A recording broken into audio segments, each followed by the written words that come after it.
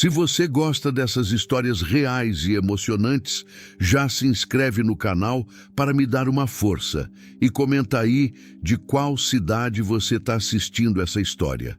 Meu nome é Neide. Tenho 39 anos, 2 mãos que já esqueceram como é não ter calos e um silêncio que virou morador fixo dentro de mim desde o dia que enterrei Joaquim. 39 anos podem parecer pouca coisa para quem vive bem. Para quem tem onde dormir sem escutar o vento entrar pelas frinchas da madeira. Para quem acorda sem precisar calcular se vai ter o que colocar na boca dos filhos.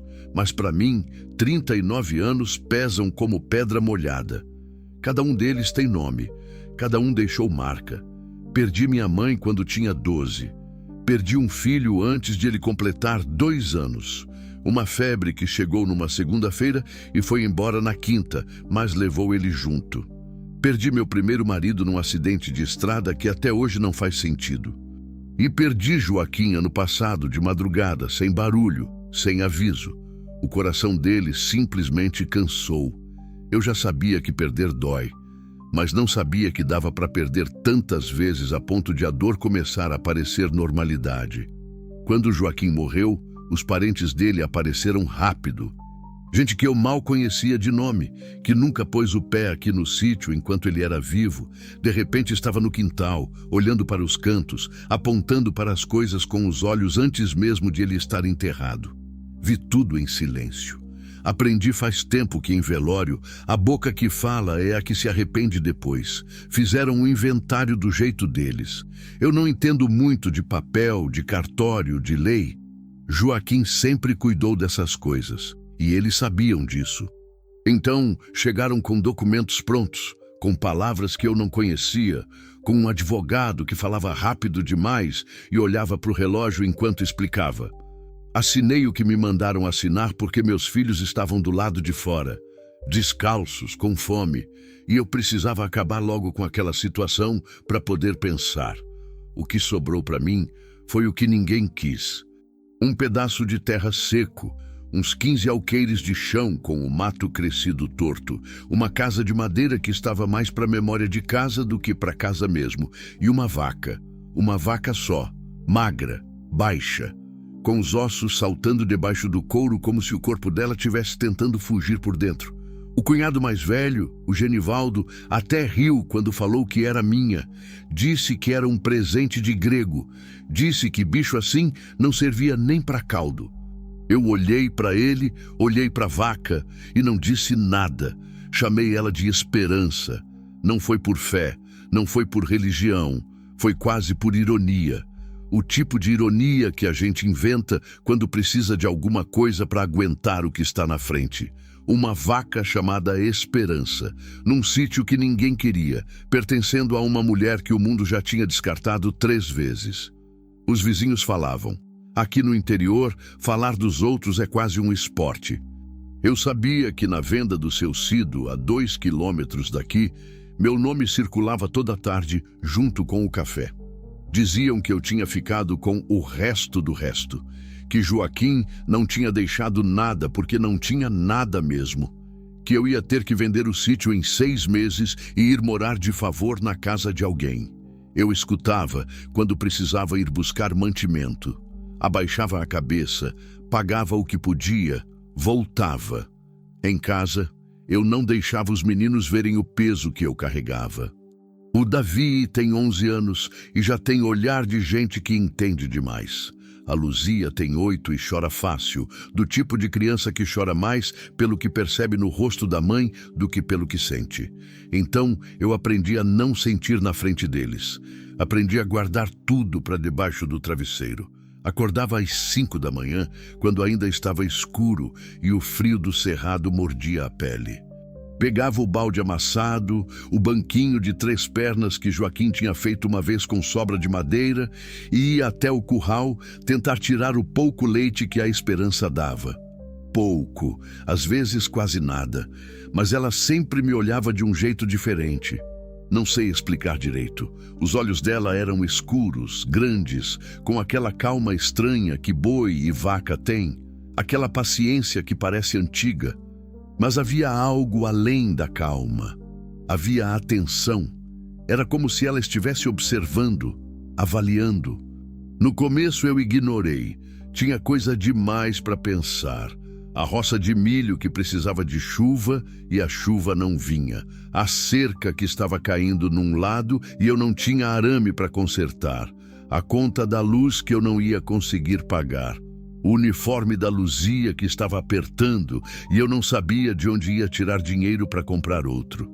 Eu vivia dentro de uma lista de problemas que não tinha fim. Mas a esperança continuava me olhando. E foi numa tarde de terça-feira, quando o sol caía torto e laranja sobre o cerrado e eu estava sentada no batente da porta só porque as pernas não me aguentavam mais, que eu percebi pela primeira vez. A vaca estava no curral, como sempre. A corda presa no mourão, como sempre. Mas ela não estava descansando. Ela estava parada num ponto específico do chão, perto da cerca velha do fundo. Aquela cerca antiga, enegrecida pelo tempo, que Joaquim nunca deixava ninguém encostar. Com o casco, ela raspava o chão, devagar, com calma, mas insistente. Eu fiquei olhando de longe sem entender, e ela continuou raspando. No dia seguinte, acordei com aquela cena na cabeça, a vaca raspando o chão. Tentei não pensar, tinha coisa demais para fazer para ficar perdendo tempo com o comportamento de animal. Varri a casa, fiz o angu ralo do café da manhã, mandei os meninos para a escola com a mochila do Davi costurada no alça com barbante, porque o zíper tinha arrebentado e eu não tinha conseguido arrumar ainda. Luzia foi na frente, cantando uma coisa que aprendeu na aula. Davi foi quieto do jeito dele, com aquele olhar que avalia tudo e não comenta. Quando a poeira do caminho engoliu os dois, eu voltei para o quintal. E fui olhar para a esperança. Ela estava no mesmo lugar de ontem. Não no lugar onde eu a havia prendido. Eu tinha mudado o mourão de propósito, amarrado a corda num ponto diferente do curral, do lado de cada cerca. Mas ela tinha dado a volta. Tinha enrolado a corda no poste até não ter mais folga e estava esticada na direção da cerca velha, os cascos fincados naquele pedaço de terra, a cabeça baixa, raspando. Eu fiquei parada na entrada do curral, braços cruzados, olhando. Esperança levantou a cabeça e me olhou. Aqueles olhos grandes, escuros, com o reflexo do céu lá dentro. Ela ficou me olhando por um tempo que não sei medir. Não desviou. Não se moveu. Só olhou com aquela atenção que eu já tinha notado antes, mas que agora parecia diferente. Parecia mais urgente. Depois baixou a cabeça de novo e continuou raspando. Eu sacudi a cabeça e fui tratar do que precisava ser tratado. Mas voltei 3 vezes durante o dia, e nas 3 vezes ela estava no mesmo ponto. Esticada até onde a corda deixava, raspando a terra com o casco dianteiro, devagar, com uma paciência que eu nunca tinha visto em bicho nenhum. Na terceira vez que voltei, já era quase noite. O sol estava sumindo atrás da linha do cerrado e o vento tinha esfriado de repente, daquele jeito que o interior faz quando quer avisar que a noite vai ser fria. Eu fiquei parada na cerca do curral, cotovelos apoiados na madeira, olhando para ela. Comecei a pensar em Joaquim. Não era a primeira vez. Pensava nele a maior parte do tempo, especialmente nesses momentos em que o dia parava e sobrava silêncio demais. Mas desta vez, pensei nele de um jeito específico. Pensei no jeito que ele tratava essa vaca. Joaquim não era homem de muita conversa. Trabalhava muito, falava pouco, demonstrava o que sentia mais pelo que fazia do que pelo que dizia. Mas com a esperança, ele era diferente. Eu já tinha notado isso antes, quando ela ainda era bezerra, quando o pelo dela era mais brilhante e o corpo mais cheio. Ele passava tempo demais com ela, muito mais do que com o restante do gado que a gente tinha antes de tudo ir embora, antes das dívidas, antes do declínio silencioso que eu nunca entendi direito de onde tinha vindo. Uma vez perguntei para ele por que dava tanta atenção àquele bicho específico. Ele tinha sorrido do jeito dele. Aquele sorriso de canto de boca que nunca me revelava tudo. só o suficiente para eu continuar curiosa. Disse: "Por que ela presta atenção, Neide? Animal que presta atenção vale mais do que parece." Eu tinha achado graça e não perguntei mais. Agora ficava me perguntando o que ele quis dizer. Tinha alguma coisa naquele trecho de chão perto da cerca. Eu sabia que sabia disso. Aquele tipo de saber que fica alojado no fundo do peito sem virar pensamento claro. Joaquim nunca deixava ninguém chegar perto daquela cerca. Uma vez, o Davi foi brincar por ali com uma bola, e ele chamou o menino com uma firmeza que não era do dia a dia dele. Não gritou. Joaquim quase nunca gritava, mas foi firme demais para ser à toa. Eu tinha guardado aquilo e não tinha perguntado nada.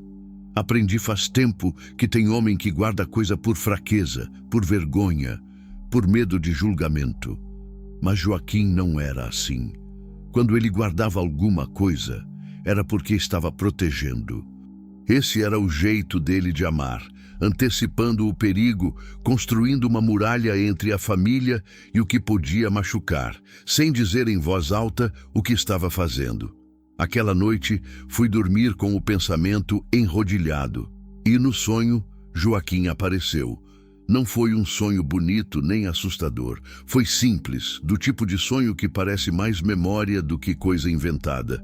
Ele estava no quintal, de costas para mim, fazendo alguma coisa perto da cerca velha. Eu tentei chamar o nome dele e a voz não saiu. Tentei caminhar na direção dele e o chão não me deixou. Só conseguia olhar. Ele se virou, me olhou e apontou para o chão. Acordei com o coração batendo fora do ritmo. 4 da manhã. A Luzia dormindo enrolada no lençol do lado. O Davi quieto no colchão no canto. A casa em silêncio, só o vento lá fora passando devagar pelas telhas. Fiquei deitada, olhando para o teto até o céu começar a clarear. E quando levantei, antes mesmo de fazer o fogo para o café, fui até a janela que dava para o curral. A esperança estava acordada, estava no mesmo ponto, olhando para mim. Naquele momento, alguma coisa dentro de mim parou de resistir. Não sei chamar de fé, não sei chamar de intuição. Chamo de cansaço, do tipo que te faz parar de duvidar, porque duvidar também gasta energia que você não tem mais. Fui até o canto da varanda onde ficava a enxada. Peguei ela com as 2 mãos. E fui. O chão estava duro na beira, mas mais fofo no meio. Eu notei isso logo na primeira cavada. A enxada entrou com resistência na terra vermelha das bordas, aquela terra seca de cerrado que parece cimento quando não chove. Mas no ponto onde a esperança sempre ficava, a lâmina afundou diferente, com menos esforço. Como se aquele pedaço de chão tivesse sido mexido antes e nunca tivesse voltado a ser o que era. Parei. Olhei para a esperança. Ela estava me observando com a cabeça erguida, imóvel, as orelhas levantadas. Não estava agitada. Estava atenta, que é diferente. Agitação é barulho. Atenção é silêncio com propósito. Continuei cavando. A manhã ainda estava fria. Eu tinha ido sem casaco, com a pressa de quem não quer pensar demais antes de agir. E o frio do cerrado mordia os braços, subia pela nuca. O sol ainda não tinha aparecido direito acima da linha do horizonte, só jogava uma luz lateral, laranja e rasa, que alongava as sombras das árvores e fazia o pasto parecer outro lugar. Cavei devagar no começo, com método, tirando camada por camada, depois mais fundo. Depois parei de ter método e fui só cavando. A terra saía em blocos que eu jogava para o lado, e o buraco foi crescendo sem que eu planejasse o tamanho. Meus braços começaram a doer nas costas, naquele músculo que vai do ombro até a espinha, que dói diferente da dor de carregar peso. Dói do jeito de quem está fazendo força errada, força de desespero, não de técnica.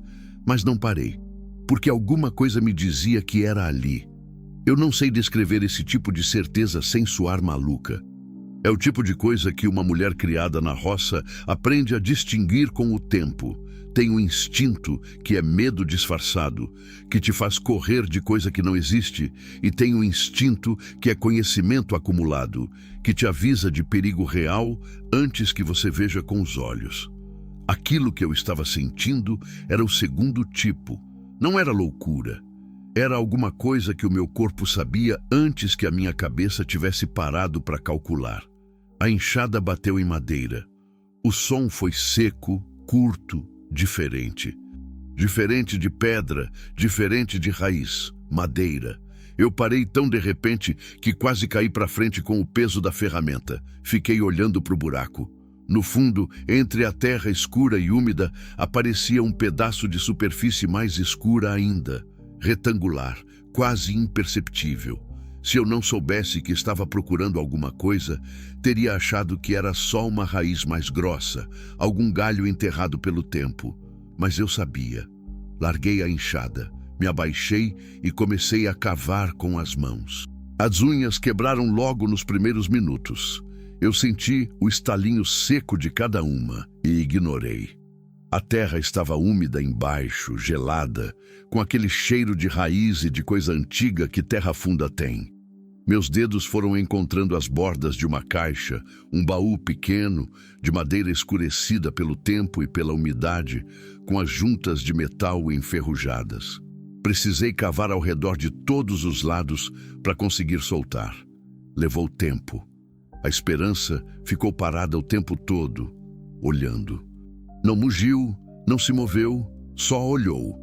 Quando finalmente consegui passar os dedos embaixo e puxar, o baú saiu com aquele ruído de coisa que estava presa há muito tempo e não queria largar. Um barulho de sucção, de terra cedendo.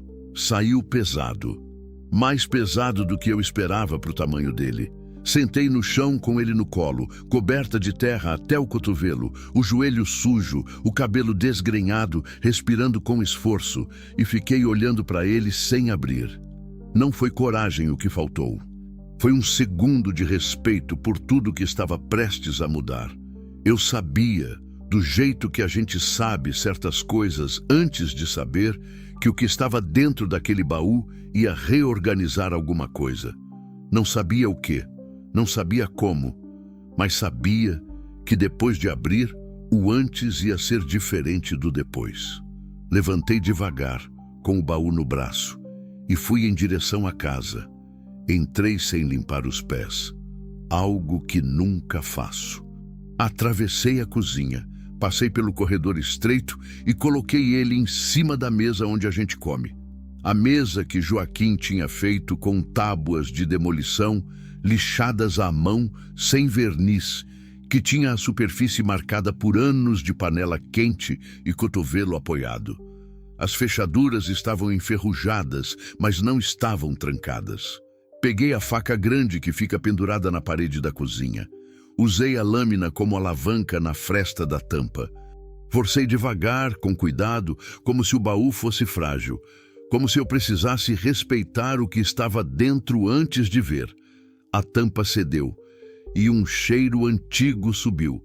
Papel velho, couro, alguma coisa que lembrava o cheiro do guarda-roupa de Joaquim, aquele cheiro específico dele que eu ainda não tinha conseguido tirar das roupas que ficaram penduradas. Dentro havia documentos, muitos documentos. Folhas dobradas com cuidado, algumas envolvidas em plástico transparente, amarelado pelo tempo, mas ainda intacto. Por cima de tudo, uma pasta de papelão duro, fechada com um elástico que se desfez quando toquei, que virou pó de borracha nos meus dedos. Abri a pasta. Não entendo de lei, não entendo de escritura, nunca entendi dessas coisas e sempre tive vergonha disso. Aquela vergonha silenciosa de quem não teve escola suficiente para aprender o que o mundo usa para te proteger. Mas algumas palavras eu reconheci. Nome do Joaquim, o sobrenome da família dele e um número de hectares que me fez segurar a borda da mesa. Não eram 15 alqueires, não era o pedaço de terra seco e sem valor que o Genivaldo tinha me deixado com aquele sorriso de quem está fazendo um favor. Era muito mais. As mãos começaram a tremer, não de medo. Era outro tipo de tremor. O tremor de quem está segurando algo pesado demais para entender de uma vez, mas que sente o peso antes de compreender o tamanho. Então vi o envelope. Estava embaixo de tudo, protegido pelas outras folhas como se tivesse sido colocado ali por último, ou talvez por primeiro, dependendo de como Joaquim tinha pensado na hora. Envelope amarelado, simples, sem selo, sem nada escrito do lado de fora. Só meu nome, na letra dele, Neide. Fiquei olhando para o envelope por um tempo que não sei contar. Meu nome escrito na letra dele. Aquela letra que eu conhecia de tanto ver. Letra de homem que aprendeu a escrever tarde, com a mão já grossa de trabalho. Então as letras saíam grandes, um pouco inclinadas para a direita, como se estivessem sendo empurradas pelo vento. Letra que eu já tinha visto em bilhete colado na geladeira, avisando que tinha saído cedo. Em lista de compra deixada em cima do fogão. Em cartão de aniversário que ele demorava para escrever porque escolhia cada palavra devagar, como quem não quer desperdiçar. Aquela letra agora estava na minha mão, num envelope que ele enterrou debaixo da terra, e ele não estava mais aqui para explicar nada. Sentei na cadeira. Não me lembro de ter escolhido sentar. Foi o tipo de coisa que o corpo decide porque as pernas não colaboram mais. Coloquei o envelope em cima da mesa. Olhei para ele. Olhei para o baú aberto. Olhei para as minhas mãos sujas de terra com as unhas quebradas. E pensei, de um jeito torto que a cabeça às vezes tem, que eu devia ter lavado as mãos antes de tocar no nome que ele escreveu. Levantei. Fui até a pia. Abri a torneira e lavei devagar, esfregando a terra entre os dedos, debaixo das unhas, no pulso. A água saiu marrom por um tempo e depois foi clareando. Fechei a torneira, peguei o pano de prato pendurado no forno e sequei com cuidado. Voltei para a mesa. Sentei de novo. E aí não tinha mais desculpa. Peguei o envelope com as duas mãos, virei pelo lado do fecho e abri devagar. O papel estava ressecado, mas inteiro. O Joaquim tinha embrulhado num plástico dentro do baú. Ele tinha pensado em tudo. Ele sempre pensava em tudo sem avisar que estava pensando. Tinha 2 folhas dentro, escritas nos 2 lados. A letra grande dele tomando o espaço com aquela generosidade de quem não mediu o papel antes de começar. Comecei a ler. Neide. Se você está lendo isso, então uma de 2 coisas aconteceu. Ou eu não tive tempo de te contar pessoalmente, o que significa que eu me fui antes do que eu esperava. Ou então eu errei o tempo todo em ficar calado e resolvi finalmente te entregar isso com a minha própria mão, o que seria melhor. Mas eu conheço a minha covardia quando o assunto é te preocupar. Então provavelmente é a primeira. Me perdoa por isso. Tive que parar. Dobrei o papel no colo e fiquei olhando pela janela da cozinha. Lá fora, o sol tinha subido e estava batendo no quintal de frente, daquele jeito branco e sem piedade do cerrado, quando a manhã já passou da hora. A sombra da goiabeira chegava até a metade do quintal e parava. Pássaro nenhum, vento nenhum, só o sol em cima de tudo. Respirei fundo, desdobrei o papel. Preciso te contar uma coisa que eu devia ter contado antes, mas que fui adiando porque cada vez que eu ia começar, eu te olhava e não queria colocar peso em cima de você. Você já carregou coisa demais na vida. Eu via. Eu sempre vi, mesmo quando você achava que estava escondendo. Sabe aquela terra que o meu pai deixou, a área grande que fica encostada no córrego, que o Genivaldo sempre falou que era só mato sem serventia? Não é verdade. Nunca foi verdade. Meu pai fez um acordo com um homem chamado Valdemir Coutinho, há mais de 30 anos, antes de mim nascer direito no que é certo. Esse acordo nunca foi registrado direito, porque meu pai não entendia de cartório, e esse Valdemir se aproveitou disso. Quando meu pai morreu, a terra ficou num limbo, nem de um lado, nem de outro. O Genivaldo sabia disso, e preferiu deixar quieto, porque tinha medo de briga grande. Mas eu não deixei quieto. Passei anos juntando papel. Conversei com gente que entende. Consegui documentos que provam que aquela terra tem direito a ser regularizada no nome da família. No meu nome. que agora é o seu nome. Dentro desse baú está tudo. Contrato original do acordo do meu pai. Registro de testemunha. Mapa da área com as coordenadas. Carta que um advogado me ajudou a redigir explicando cada passo. Está tudo em ordem, Neide. Está tudo explicado de um jeito que qualquer advogado honesto vai conseguir dar continuidade. Parei de novo. Não porque chorei. Ainda não tinha vindo o choro. Estava num estado além do choro, daquele jeito que acontece quando a emoção é grande demais para caber em lágrima, então fica só parada dentro do peito, como água que não cabe no copo, mas não derrama. Continuei. Eu fingi que a situação estava pior do que estava, porque o Genivaldo estava farejando. Você sabe como ele é. Se ele soubesse que eu tinha esses documentos, teria tentado de algum jeito. Judicialmente, na pressão, do jeito que homem que tem mais dinheiro do que escrúpulo sempre tenta. Então deixei ele achar que não tinha nada. Deixei todo mundo achar. A única que sabia era a esperança. Eu sei que vai soar estranho, mas eu treinei ela desde bezerra a voltar sempre naquele ponto. Usei sal, usei paciência, usei tempo. Animal inteligente aprende o que a gente ensina, se a gente tiver paciência de ensinar direito. Eu sabia que, se eu não estivesse mais aqui, ela ia te guiar. Ia insistir até você prestar atenção. Confiei nela porque ela é teimosa como você. Aí eu sorri. No meio de tudo aquilo, no meio da terra seca e do baú velho, e do papel com a letra dele, e do peso de entender que meu marido tinha passado anos guardando segredo para me proteger, eu sorri. Porque ele tinha escrito isso como se fosse elogio. Teimosa como você. E com Joaquim sempre foi. Ele pegava o que o mundo chamava de defeito e devolvia como qualidade, sem cerimônia, como quem está só dizendo uma verdade óbvia que os outros ainda não tinham percebido. Terminei de ler. Eu não sei quanto tempo tenho. O coração não tem andado bem e eu não te contei porque você já tem o suficiente para carregar. Mas, se eu for antes de explicar tudo, o que você precisa fazer está dentro dessa pasta. O nome do advogado está numa folha separada, o Dr. Fonseca em Uruaçu, que é homem de palavra.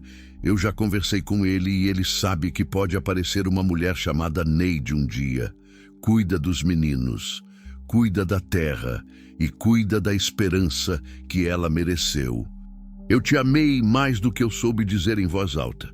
Mas você sempre soube disso. Você sempre soube de tudo, Neide. É o que eu mais admirei em você. Joaquim. Dobrei o papel devagar. Coloquei em cima da mesa com os 2 dedos, como se fosse coisa sagrada, porque era. E aí veio o choro. Não o choro contido de quem está tentando ser forte, o outro. O de baixo de tudo, o que não tem forma direita, que sai torto e sem aviso, com soluço e com silêncio intercalado, o tipo que deixa a gente feia e não importa porque não tem ninguém olhando. Chorei por um tempo que não sei quanto. Chorei por ele, pela carta, pela vida inteira que ele tinha protegido em silêncio sem me dizer. Chorei pelo menino que perdi anos atrás e que Joaquim nunca deixou eu carregar sozinha. Chorei pelo cansaço de anos resistindo achando que era só eu contra tudo. E chorei de alívio, porque não era. Nunca tinha sido só eu. Quando o choro passou, fui até a janela de novo. A esperança estava no pasto, quieta, ruminando, com aquela serenidade de bicho que fez o que tinha para fazer e agora descansa. Peguei a pasta de documentos com as 2 mãos. E pela primeira vez em muito tempo, eu me senti de pé. Não do jeito de quem nunca caiu. Do jeito de quem caiu, ficou no chão o tempo que precisou e agora está levantando com motivo. Nunca gostei de cidade. Não é preconceito, não é ignorância. É que cidade tem um ritmo que o meu corpo não acompanha. As pessoas andam rápido demais, olham para o chão ou para o celular, e quando olham para você, é com aquela pressa de quem já está pensando na próxima coisa antes de terminar de ver a atual. Na roça a gente para. Na roça, quando você cumprimenta alguém, o cumprimento tem peso. Mas eu precisava ir a Uruaçu.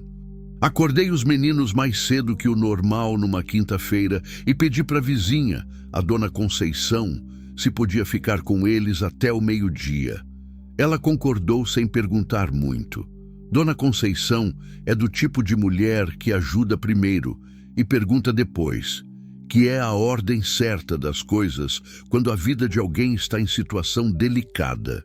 Coloquei a pasta de documentos dentro de uma sacola de mercado, a única que eu tinha que fechava com zíper, e amarrei um pano por cima para não aparecer. Não sei explicar direito esse instinto de esconder. Talvez fosse a carta do Joaquim que tinha me avisado sobre o Genivaldo, sobre gente que farejai oportunidade. Ou talvez fosse só o instinto de mulher que aprendeu que o que é seu precisa ser guardado porque o mundo tem mão rápida. Peguei o ônibus na beira da estrada às 6:30 da manhã. Sentei do lado da janela e fiquei olhando o cerrado passar. Tem algo bonito no cerrado que a gente que nasce nele demora a perceber porque está acostumado. As árvores são tortas, baixas, com casca grossa e raiz funda, feias pelo padrão de quem cresceu vendo floresta em fotografia. Mas são resistentes do jeito que coisa bonita às vezes não é. Aquelas árvores tortas aguentam seca, aguentam queimada, aguentam o sol branco de agosto que racha o chão. E todo ano voltam. Eu sempre me identifiquei com árvore de cerrado. Cheguei em Uruaçu pouco antes das 8. A cidade estava acordando com aquela lentidão de interior grande que ainda não virou metrópole, mas já esqueceu um pouco de ser pequeno. Tinha movimento na rua principal, padaria com porta aberta, jogando cheiro de pão quente na calçada. Mototáxi esperando passageiro na esquina, gente entrando e saindo de banco. Tirei o papel da carta onde Joaquim tinha escrito o endereço do advogado. Escritório Fonseca, Rua das Acácias, 114, segundo andar. Encontrei sem muita dificuldade. Era um sobrado antigo, pintado de bege, com uma placa de metal na fachada que tinha o nome do doutor em letras azuis, desgastadas pelo sol. Subi uma escada de madeira que rangia em cada degrau e cheguei numa sala de espera pequena, com 3 cadeiras de plástico encostadas na parede e uma moça jovem atrás de uma mesa cheia de papel. A moça olhou para mim com aquele olhar de recepcionista que avalia sem demonstrar que está avaliando. Eu sei reconhecer esse olhar porque já fui avaliada assim a vida toda. Olhar que mede a roupa, os sapatos, a postura e tira a conclusão antes de você abrir a boca. Eu abri a boca antes que ela terminasse de me avaliar. Vim falar com o Dr. Fonseca. Meu nome é Neide. Meu marido era Joaquim Arantes. Alguma coisa mudou no rosto dela. Sutil. O olhar ficou diferente, não mais calculando, mas reconhecendo. Ela se levantou. A senhora pode aguardar um momento? Aguardei. 5 minutos depois, ela voltou e me levou por um corredor estreito até uma sala nos fundos que era maior do que a entrada sugeria. Tinha estante de livro do chão ao teto, mesa de madeira escura, 2 ventiladores de teto girando devagar, cheiro de papel velho e café. O Dr. Fonseca estava de pé quando entrei.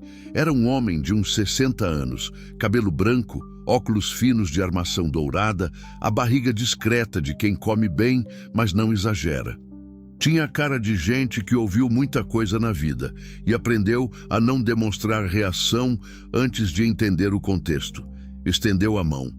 Dona Neide, eu estava esperando a senhora aparecer um dia. Sente, por favor. Sentei na cadeira da frente da mesa e coloquei a sacola no colo. Ele sentou do outro lado e me olhou com atenção, do tipo de atenção que não é invasiva, mas que não perde nada. Meu marido me deixou documentos, disse eu. E o nome do senhor? Eu sei. Ele juntou as mãos em cima da mesa. Joaquim esteve aqui 3 vezes no último ano antes de falecer. Conversamos bastante. Ele me explicou a situação com detalhes. Era um homem muito cuidadoso. Aquela palavra na boca de outro homem me pegou desprevenida. Cuidadoso. Era exatamente isso. Era a palavra certa e eu nunca tinha pensado nela. Tinha pensado em tantas outras, mas não nessa. Posso ver os documentos? Ele perguntou. Abri a sacola, tirei a pasta, coloquei em cima da mesa. Ele abriu com cuidado, com o respeito de quem sabe o que está tocando. Pegou os óculos que estavam no pescoço e colocou no nariz. Começou a folhear devagar, parando em cada página, voltando em algumas, comparando uma com outra. Eu fiquei olhando para ele trabalhar. Tinha um relógio na parede que fazia um tic-tac discreto. O ventilador girava. Lá fora na rua entrava o barulho abafado da cidade acordando. Eu mantive as mãos no colo, quietas, porque se eu deixasse soltas, iam tremer. Depois de um tempo que pareceu longo, ele fechou a pasta, tirou os óculos, me olhou. Esses documentos são válidos, Dona Neide. Eu esperava ouvir isso. Tinha passado 2 dias me preparando para ouvir isso. Mas quando veio com um peso diferente do esperado, porque ouvir de alguém que entende é diferente de acreditar sozinha. A situação é complexa, ele continuou, mas não é impossível.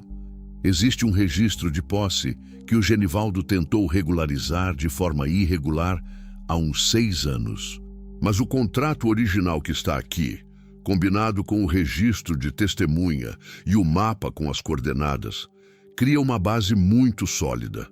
Vamos precisar entrar com uma ação de uso capião qualificada e contestar o registro irregular. Palavras que eu não entendia, mas entendia o tom, e o tom dizia que havia chão firme onde eu estava colocando o pé. Quanto tempo?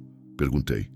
Ele inclinou a cabeça levemente, como quem pesa com cuidado antes de responder. Processo judicial no Brasil tem o tempo que tem. Pode ser 1 ano, pode ser 3. Depende de muita coisa que está fora do controle de qualquer advogado honesto. Mas ele pôs um dedo sobre a pasta.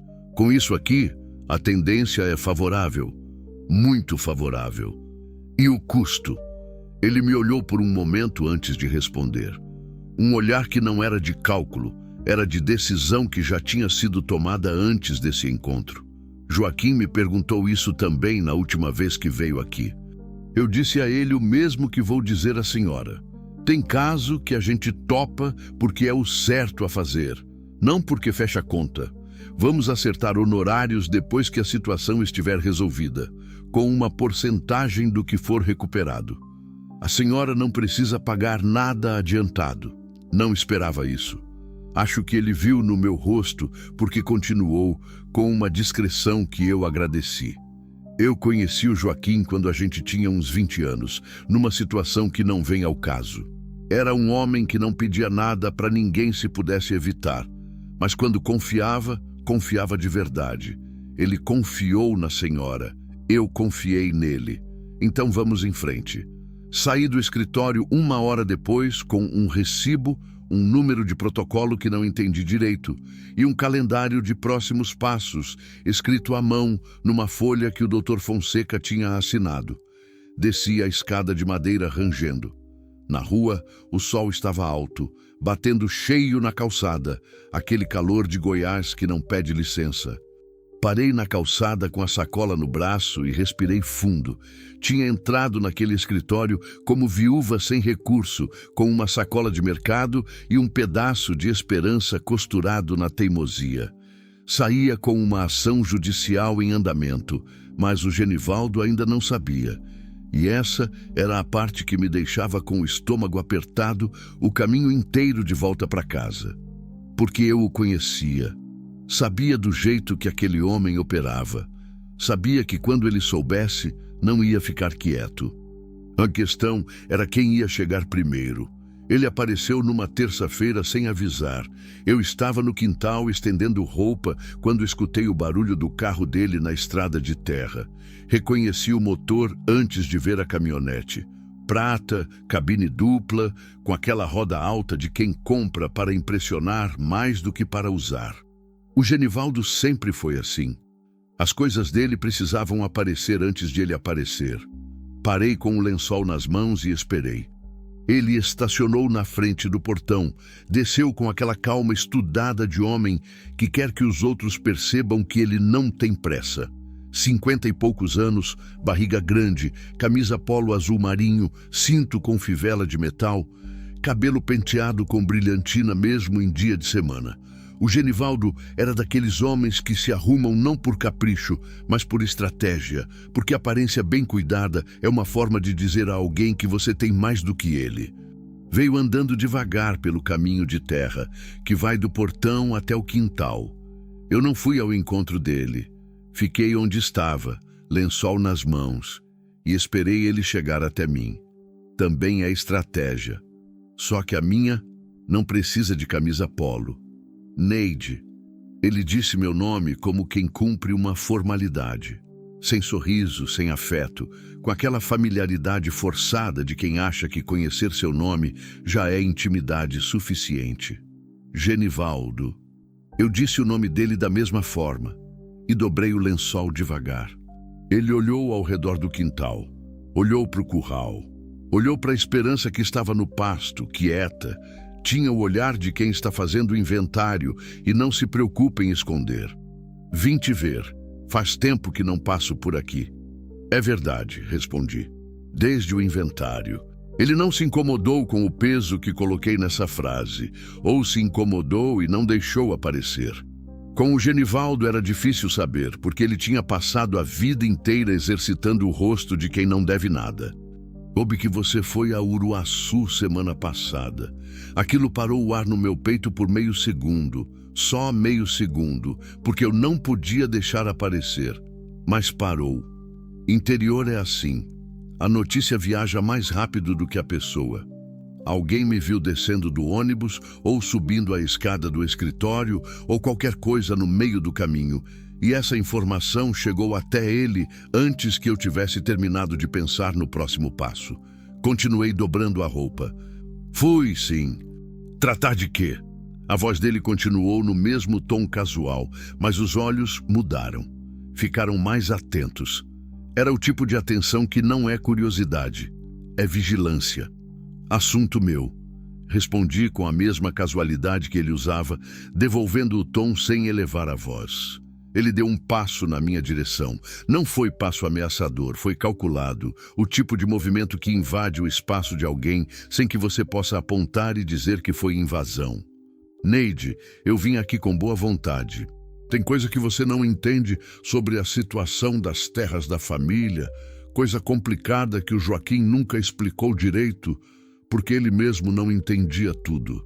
Eu só quero ter uma conversa de adulto, de parente para parente, para ver se a gente pode resolver tudo de forma simples. Parente. Ele tinha usado a palavra parente. Joaquim era cunhado dele. Eu era viúva de cunhado. Na matemática afetiva do Genivaldo, isso me colocava numa categoria indefinida que ele podia dobrar conforme a necessidade. Olhei para ele com calma, com toda a calma que acumulei nos meses de levantar antes do sol, de engolir choro, de deitar com o estômago vazio fazendo conta que não fechava. Genivaldo, eu não tenho muita coisa para oferecer de hospedagem, mas se quiser um copo d'água antes de ir embora, a torneira está ali. O rosto dele endureceu. Não muito, só o suficiente para eu ver que tinha acertado onde pretendia. Você foi falar com o advogado, disse ele. Não era pergunta. Não respondi. Que o silêncio trabalhasse por mim. Ele respirou fundo pelo nariz, daquele jeito de homem que está se controlando porque sabe que perder a compostura seria entregar algo. Olhou para o curral de novo. Olhou para a Esperança. Essa vaca, ele disse devagar, está te dando mais trabalho do que vale. Era uma frase que podia ser lida de vários jeitos. Eu escolhi ler do mais simples, o que me dava menos poder, mas mais clareza sobre o que ele estava tentando fazer. Ela é minha, respondi.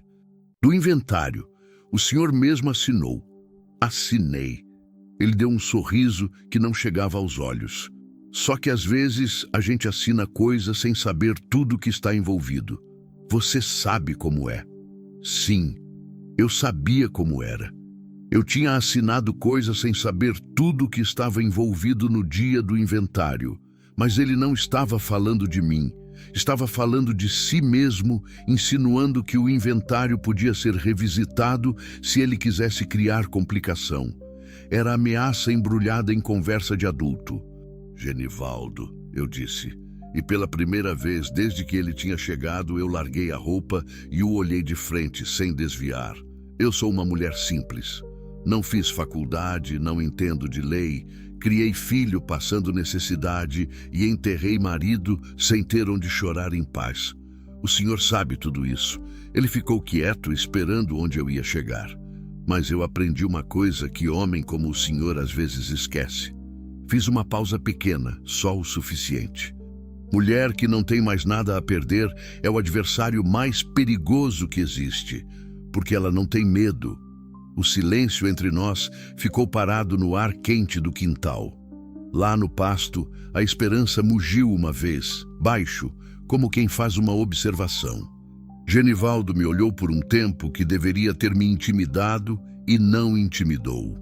Depois colocou as mãos nos bolsos, virou e começou a caminhar de volta para o portão, com aquela calma que agora parecia menos estudada e mais fabricada. O tipo de calma que é construída na hora, porque a verdadeira foi embora. Antes de chegar no portão, parou sem se virar. Processo judicial demora, Neide. Demora muito e cansa. Eu sei cansaço, respondi para costas dele. A gente se conhece faz tempo. Ele abriu o portão, entrou na caminhonete e foi embora levantando poeira na estrada. Eu fiquei olhando a nuvem de terra até sumir. Só quando sumiu completamente é que as mãos começaram a tremer. Eu deixei elas tremerem porque não tinha mais ninguém olhando. Segurei o varal com os 2 punhos, respirei fundo 3 vezes, olhei para o céu que estava limpo e sem piedade lá em cima. Sabia que aquilo não tinha acabado. Sabia que era só o começo de uma briga que ia ser feia, longa, do tipo que desgasta por dentro mais do que por fora. Genivaldo tinha dinheiro, tinha relação, tinha tempo. E eu tinha documentos, um advogado de palavra e uma teimosia que minha mãe sempre chamou de defeito e Joaquim sempre chamou de qualidade. Mas havia algo que o Genivaldo não tinha calculado. Naquela semana, o Dr. Fonseca tinha me ligado com uma novidade que eu ainda não tinha tido tempo de processar direito. Disse que durante a análise dos documentos, um dos registros de testemunha do contrato original tinha um nome que ele reconheceu. Um tabelião aposentado que ainda estava vivo, com 80 e poucos anos, morando em Porangatu. Testemunha viva. Alguém que estava presente quando o acordo foi feito, que assinou o papel, que sabia a verdade de antes de qualquer disputa ter começado. Se aquele homem falasse, o processo mudava de figura. A questão era chegar nele antes que o Genivaldo descobrisse que ele existia. E pelo jeito que a caminhonete prata tinha ido embora mais rápido do que chegou, eu sentia que o tempo estava começando a apertar dos 2 lados ao mesmo tempo. Entrei em casa. Peguei o papel com o número do Dr. Fonseca. Fui até o telefone que ficava em cima do balcão da cozinha, aquele aparelho velho com fio que Joaquim nunca quis trocar, porque dizia que coisa com fio não some quando você mais precisa. Disquei. Ele atendeu no segundo toque. Dr. Fonseca, eu disse, sobre aquele tabelião, preciso que o senhor vá antes que alguém chegue lá na frente. Uma pausa curta do outro lado. Eu já estava com o mesmo pensamento, dona Neide. Vou amanhã cedo. Desliguei. Olhei pela janela da cozinha. A esperança estava parada no pasto, olhando na direção da casa, com aqueles olhos escuros e atentos. Eu disse baixinho, para ninguém e para ela ao mesmo tempo. Não acabou ainda, mas a gente está na frente. O Dr. Fonseca me ligou na sexta-feira de manhã. Eu estava no fogão mexendo o feijão quando o telefone tocou. E algo no jeito que ele tocou, 2 toques rápidos, pausa, um toque, me fez largar a colher e ir atender antes do terceiro. Não tem explicação racional para esse tipo de coisa. É o corpo que aprende a antecipar quando a vida está numa fase em que cada ligação pode ser o chão abrindo ou firmando debaixo dos pés. Dona Neide. A voz dele estava diferente. Não agitada, o Dr. Fonseca não era homem de agitação. Mas havia alguma coisa nela, uma densidade, como a voz de quem está carregando notícia grande e ainda está decidindo como entregar. Eu fui a Porangatu ontem e minha voz saiu mais seca do que eu pretendia. O senhor Avelino está vivo, 83 anos, um pouco surdo do lado esquerdo, mas com a memória afiada, muito afiada. Aquilo me fez sentar na cadeira que estava do lado do balcão. Sentei sem olhar de trás, do jeito descuidado de quem precisa sentar antes de cair. Ele lembra? Lembra de tudo, dona Neide. O doutor fez uma pausa pequena. Lembra do acordo, lembra do pai do Joaquim, lembra do Valdemir Coutinho, lembra de ter assinado o documento como testemunha e lembra de uma coisa que não estava nos papéis. Prendi a respiração. O Valdemir Coutinho morreu há 12 anos e antes de morrer, ele próprio reconheceu que o acordo tinha sido desonesto. Contou para o filho. E o filho, o doutor pausou de novo, com aquela precisão de advogado que sabe o valor do silêncio. Mora em Goiânia e quando eu liguei para ele ontem à noite, disse que está disposto a depor. Fiquei em silêncio por um tempo que não sei contar. Lá fora, o Davi estava no quintal fazendo alguma coisa com um pedaço de pau, aquele jeito de menino que inventa brinquedo do que encontra. A Luzia tinha ido para a escola mais cedo porque tinha prova. O feijão borbulhava baixo no fogão e o cheiro tomava a cozinha daquele jeito bom que é quase afeto. Doutor, eu disse por fim, isso é bom ou é muito bom? Ouvi um som que era quase um riso, discreto, contido. É muito bom, dona Neide. Isso muda o peso do processo. Com o depoimento do senhor Avelino e a disposição do filho do Valdemir, o que era uma ação difícil passa a ser uma ação com base muito sólida. O Genivaldo vai precisar de prova muito mais robusta do que tem para contestar isso. Desliguei o telefone com cuidado e fiquei olhando pela janela. O Davi tinha parado de brincar com o pau e estava olhando para a esperança que pastava perto da cerca. Os dois se olhavam com aquela curiosidade mútua que criança e animal têm, como se um estivesse avaliando o outro sem pressa de chegar à conclusão. Pensei em ir até ele, em contar alguma coisa, em dizer que as coisas estavam melhorando de um jeito que ele ainda não conseguia dimensionar. Mas não fui. Não porque não quisesse, mas porque aprendi que esperança anunciada cedo demais pesa diferente de esperança cumprida. Preferia chegar com a terra no papel do que chegar com promessa na boca. O processo tomou os meses seguintes de um jeito que ninguém que não viveu consegue entender. Não foi dramático como nas séries que a Luzia às vezes via na televisão da casa da Dona Conceição. Não teve grito em tribunal, não teve revelação bombástica num momento cinematográfico. Foi burocrático, demorado, cheio de papel, de prazo, de audiência reagendada, de documento que precisava de autenticação que precisava de cartório que estava em greve na semana que precisava. Eu aprendi palavras que nunca pensei que ia aprender. Uso capião, contestação, liminar, ônus da prova. Aprendi que processo judicial tem o tempo da instituição, não o tempo da vida, e que esses dois tempos raramente coincidem.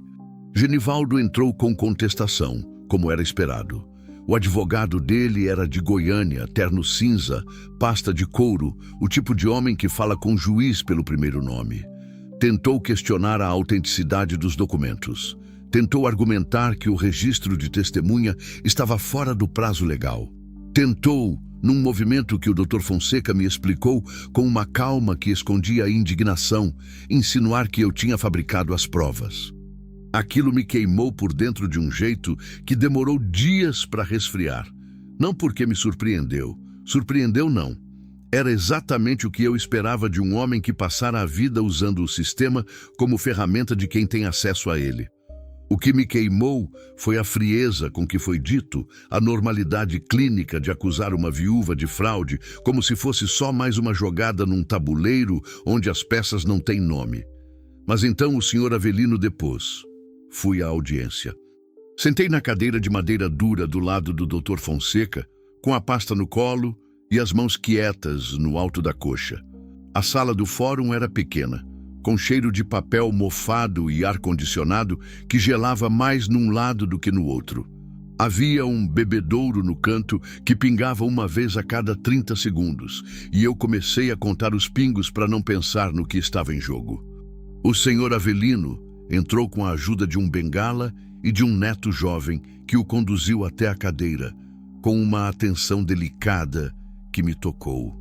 83 anos de corpo, mas quando ele sentou e olhou para frente, o olhar era de alguém que não tinha envelhecido em nenhuma das coisas que importam. Branco de cabelo, rosto sulcado por dobras profundas, mãos manchadas pelo tempo. Mas a voz, quando saiu, era firme. O juiz conduziu as perguntas com uma formalidade seca, que é a linguagem do direito.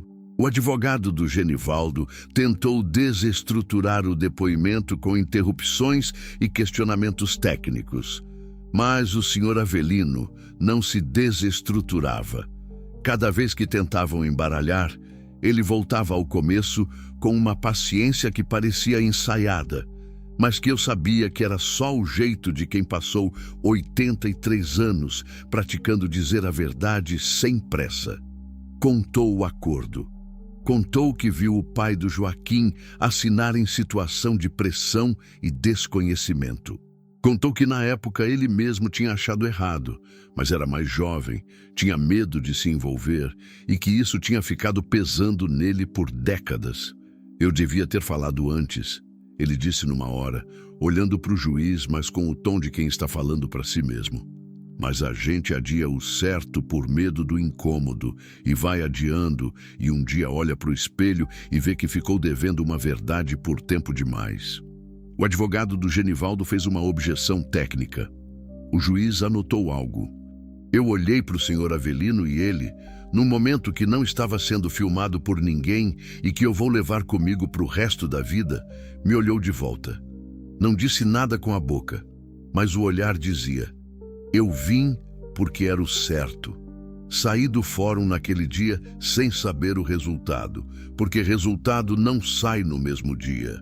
Porque o sistema tem o tempo dele, que não é o da vida. Mas saí diferente de como entrei. Entrei carregando o caso. Saí carregando a certeza de que eu não estava sozinha carregando.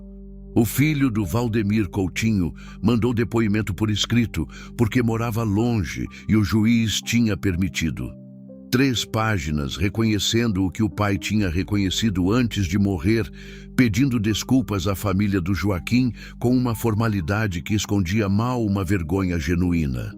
O Dr. Fonseca me ligou numa tarde de setembro com a chuva começando lá fora. Aquela primeira chuva de setembro que o cerrado recebe como ressurreição, que faz a terra soltar em um cheiro que não tem nome em língua nenhuma, mas que todo mundo que é da roça reconhece como recomeço. A decisão saiu, dona Neide. A chuva batia na telha. O Davi estava dormindo. A Luzia estava na cozinha desenhando alguma coisa. Me fala, disse eu. Favorável. A área total será registrada em seu nome após o prazo de recurso. O Genivaldo pode recorrer ainda, mas o doutor disse que com a base que temos, recurso seria só atraso, não reversão. Não falei nada por um tempo. Dona Neide, estou aqui, respondi. Só estou deixando entrar devagar. Ele entendeu. Não disse mais nada. Ficou na linha enquanto eu ficava em silêncio com a notícia, deixando ela ocupar o espaço que era dela. Depois de uns segundos, agradeci, desliguei e fui até a janela. A chuva tinha engrossado. O quintal estava escuro e cheiroso, a terra vermelha ficando mais escura ainda com a água. E no meio do pasto, molhada, parada com aquela serenidade que era dela, a esperança estava de frente para a chuva, com os olhos fechados. Parecia que ela estava descansando de algo, como se a tarefa que tinha sido dela tivesse sido cumprida, e agora ela podia simplesmente existir. E foi nesse momento, olhando para ela pela janela, com a chuva escorrendo pelo vidro, que eu percebi que havia algo diferente nela. A barriga. Eu olhei de novo, com mais atenção. A esperança estava prenhe. A chuva durou 3 dias. Daquelas chuvas de setembro que o cerrado recebe com a sede de quem esperou meses. A terra vermelha foi escurecendo, os galhos das árvores foram enchendo de verde novo, e os sapos que passam o tempo seco enterrados em algum lugar que ninguém sabe, apareceram do nada cantando com uma urgência que sempre me pareceu gratidão. Eu fiquei em casa naqueles 3 dias mais do que o costume. Não por preguiça, não por chuva, mas porque havia alguma coisa acontecendo dentro de mim que precisava de silêncio para terminar de acontecer. É o tipo de processo que a gente não escolhe, que não tem nome certo, que é mais parecido com cicatrizamento do que com alegria. A decisão judicial tinha saído favorável. A terra era minha. E eu estava tentando entender o que fazer com um alívio tão grande que doía quase tanto quanto a dor que substituiu. A esperança. Eu observava pela janela várias vezes ao dia. A barriga dela tinha crescido de um jeito que eu não sei como não tinha notado antes. Mas às vezes a gente não vê o que está na frente porque está olhando demais para o que está atrás. Eu tinha passado meses olhando para trás, para o inventário, para o Genivaldo, para os documentos, para o processo, para tudo que precisava ser resolvido. E a esperança ia engordando quieta, ia crescendo por dentro, ia fazendo o que a vida manda fazer, sem pedir permissão nem audiência. No 3º dia de chuva, o Davi ficou do lado de fora da janela da minha cama, me chamando com aquela voz que ele usa quando quer parecer calmo, mas não está. Mãe, a vaca. Levantei antes de ele terminar a frase. Estava de madrugada. O relógio na parede da cozinha marcava 4h20. A chuva tinha parado, mas o chão ainda estava molhado, e quando saí descalça no quintal, a terra fria entrou entre os meus dedos com aquele frio de madrugada que acorda tudo ao mesmo tempo. O Davi estava na entrada do curral com a lanterna do celular apontada para o canto. A esperança estava deitada. Fui devagar, sem barulho, do jeito que a gente aprende que tem que ser quando um bicho está parindo, porque barulho atrapalha e atrapalho pode custar. Me abaixei perto dela, ela me olhou, aquele olhar de sempre, escuro e atento, mas havia algo diferente agora, menos vigilância, mais rendição. Era o olhar de quem estava no meio de uma coisa que não pede permissão e entregou o controle porque não tinha outro jeito. Coloquei a mão no pescoço dela. Ela não se afastou. O Davi ficou parado atrás de mim com a lanterna na mão, quieto, respirando pelo nariz. 11 anos de gente que entende demais, observando a vida acontecer em tempo real. A Luzia apareceu na porta da casa, com o olho meio fechado de sono. Viu o que estava acontecendo e ficou parada ali também, sem falar nada. Não sei quanto tempo durou. Sei que o céu foi clareando aos poucos daquele jeito lento de madrugada que passa para amanhã. Aquela progressão de escuro que vai virando roxo, que vai virando cinza, que vai virando laranja, sem pressa, sem aviso, apenas acontecendo. E o bezerro nasceu quando o céu estava exatamente naquele ponto entre o roxo e o cinza. Aquele momento que não é nem noite nem dia, que existe por poucos minutos e que a maioria das pessoas nunca vê porque está dormindo. Eu vi. Meus filhos viram. O bezerro veio ao mundo com aquela confusão de bicho recém-nascido, as pernas sem jeito, o pelo ainda molhado e colado, a cabeça pesada demais para o pescoço que ainda não sabia o que fazer com ela. A esperança se levantou com um esforço que parecia custar caro. E foi direto lamber o filhote com uma determinação que não tinha nada de delicado, mas que era amor da forma mais antiga que existe. O Davi pôs a mão na minha manga. Não falou nada, só segurou. Eu cobri a mão dele com a minha e a gente ficou ali os 3, na beira do curral com o chão molhado de chuva, vendo aquele bicho novo e sem jeito descobrir que tinha pernas enquanto o céu ia clareando acima da linha do cerrado. Não precisei de palavra nenhuma. Tinha coisa demais acontecendo que não cabia em palavra. Nos meses seguintes, a vida foi mudando do jeito que a vida muda quando não é de repente. Não foi transformação de virada de página. Foi mais como quando a chuva encharca o cerrado depois de seca longa. A planta não cresce da noite para o dia, mas a raiz começa a se mexer antes que você veja qualquer coisa na superfície. O prazo de recurso do Genivaldo passou. Ele recorreu, como o Dr. Fonseca tinha previsto. E o recurso foi negado, como o Dr. Fonseca também tinha previsto, com aquela calma de quem calcula melhor do que demonstra.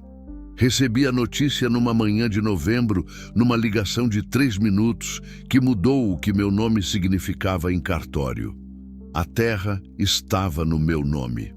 Não aquele pedaço seco de 15 alqueires que o Genivaldo tinha me deixado com sorriso de favor. A área toda. Com o córrego, com o mato, com os alqueires que por 30 anos tinham ficado num limbo entre o esquecimento e a desonestidade.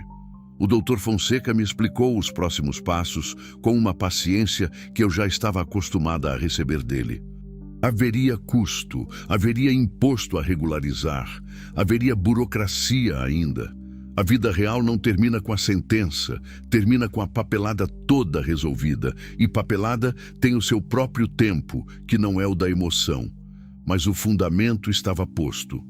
Fui ao cartório de Uruaçu numa quarta-feira de dezembro, de ônibus como da primeira vez, com a sacola de zíper no braço como da primeira vez. Mas diferente da primeira vez, eu sabia o que estava indo buscar. E diferente da primeira vez, não estava tremendo. Assinei onde mandaram assinar.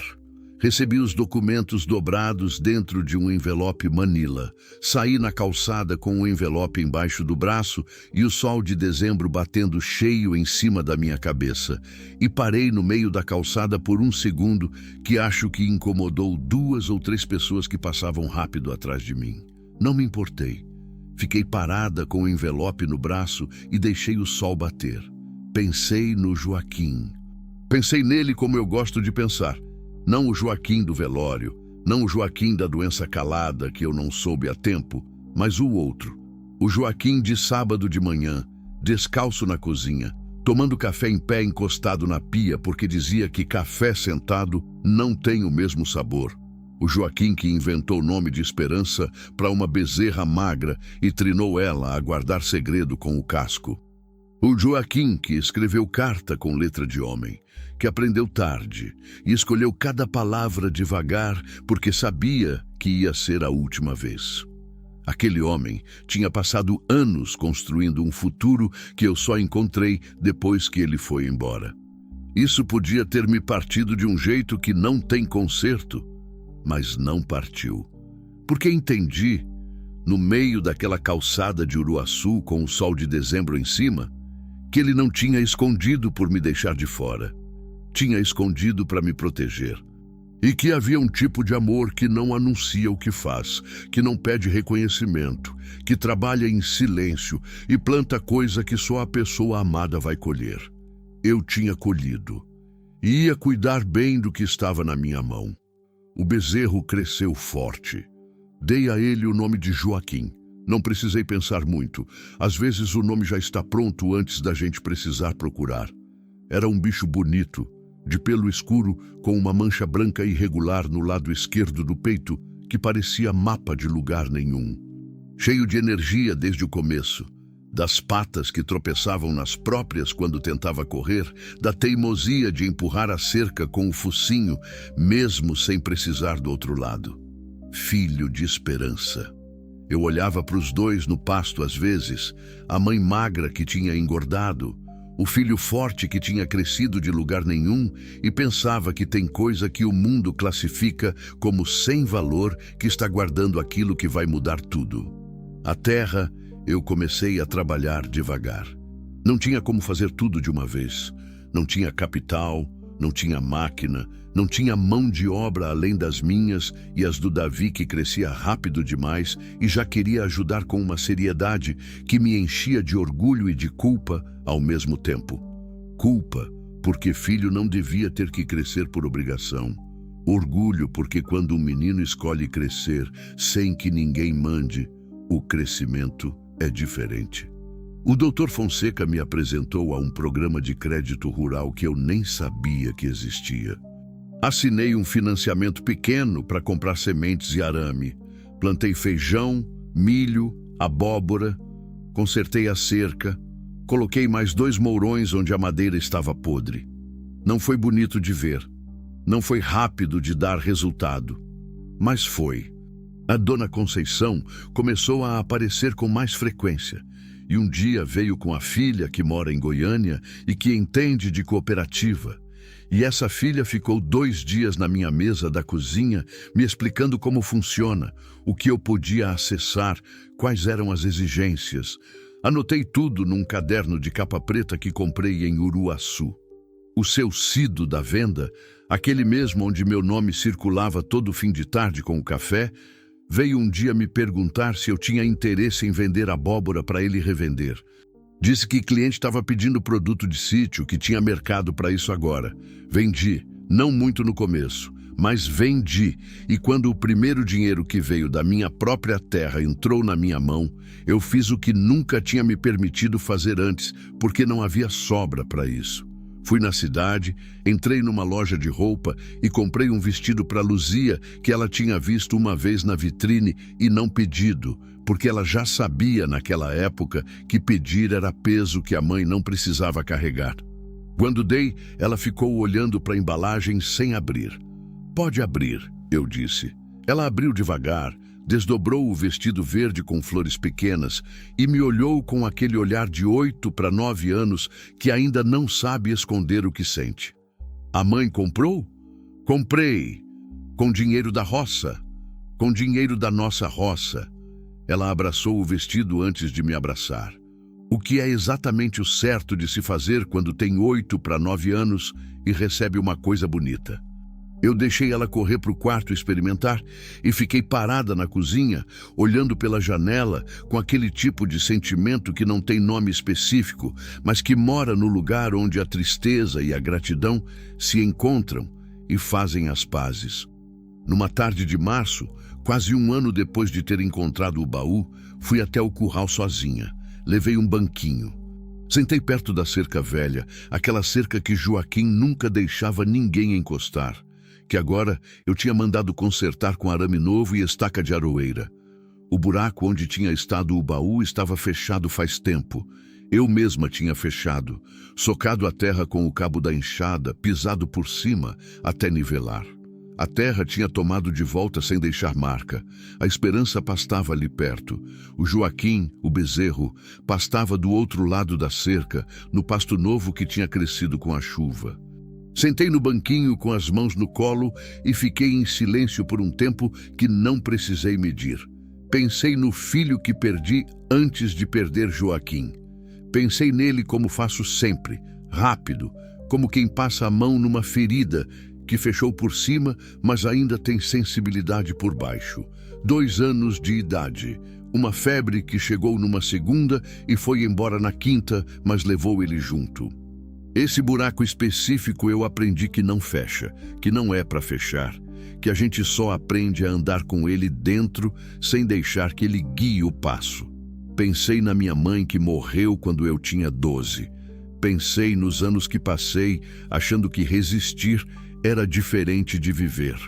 E pensei no Joaquim, no meu Joaquim, que cavou um buraco no chão da propriedade e enterrou a nossa dignidade para que ninguém pudesse tomar, que treinou uma vaca com sal e paciência para ser guardiã do que era nosso, que escreveu uma carta com letra de homem, que não desperdiça a palavra e me disse que eu sempre soube de tudo.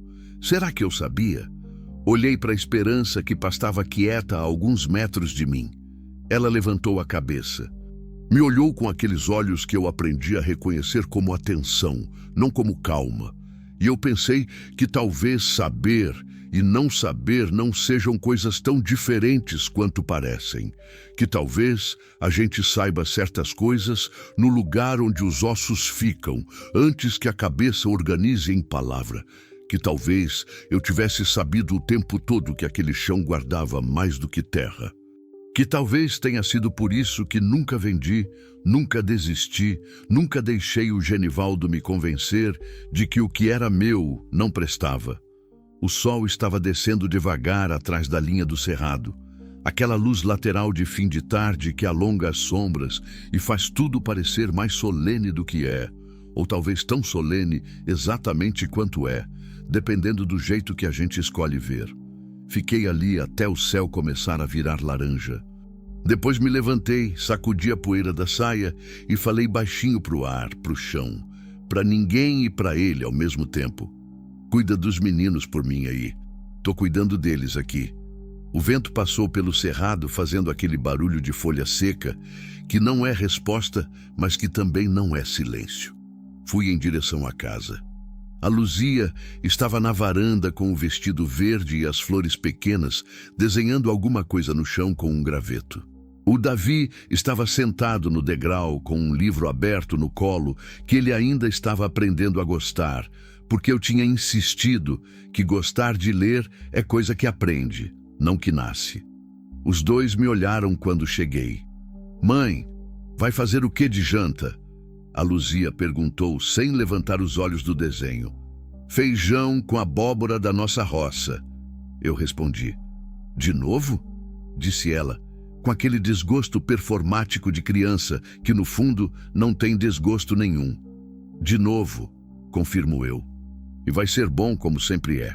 O Davi sorriu sem levantar os olhos do livro. Entrei em casa, acendi o fogo, pus a panela e lá fora, no pasto que era meu, que sempre tinha sido meu mesmo quando o mundo tentou me convencer do contrário, a esperança pastava com o filho do lado, enquanto o cerrado se despedia de mais um dia, com aquela indiferença bonita de coisa que existe há muito tempo e sabe que vai continuar existindo. A terra não me deveu nada.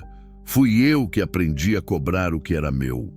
E aprendi da única forma que a gente realmente aprende qualquer coisa que vale, pagando o preço de ficar de pé quando tudo empurrava para baixo. Meu nome é Neide. Tenho 39 anos, 2 mãos calejadas e uma vaca chamada Esperança, que um dia foi o bicho mais inútil do mundo aos olhos de quem não sabia olhar. Agora eu sei que o que parece vazio, às vezes, está apenas esperando que você seja corajoso o suficiente para cavar.